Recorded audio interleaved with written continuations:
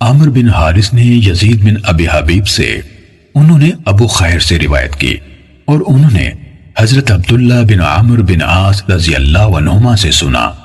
وہ فرما رہے تھے، ایک آدمی نے رسول اللہ صلی اللہ علیہ وسلم سے پوچھا، مسلمانوں میں سے بہتر کون ہے؟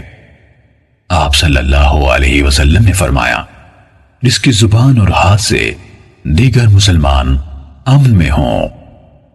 صحیح مسلم حدیث نمبر 161۔ حضرت جابر رضی اللہ عنہ بیان کرتے ہیں کہ میں نے رسول اللہ صلی اللہ علیہ وسلم کو یہ کہتے ہوئے سنا، مسلمان وہ ہے جس کی زبان اور ہاتھ سے دوسرے مسلمان محفوظ رہیں۔ صحیح مسلم حدیث نمبر 162۔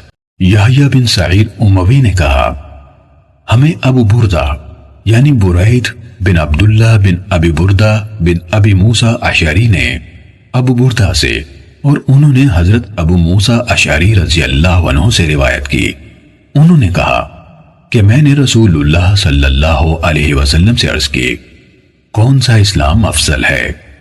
آپ صلی اللہ علیہ وسلم نے فرمایا، اس کا اسلام جس کی زبان اور ہاتھ سے مسلمان محفوظ رہیں۔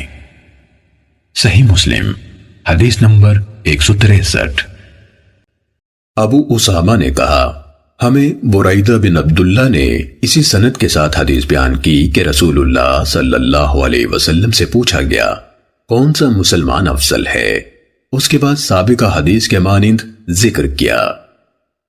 صحیح مسلم حدیث نمبر 164۔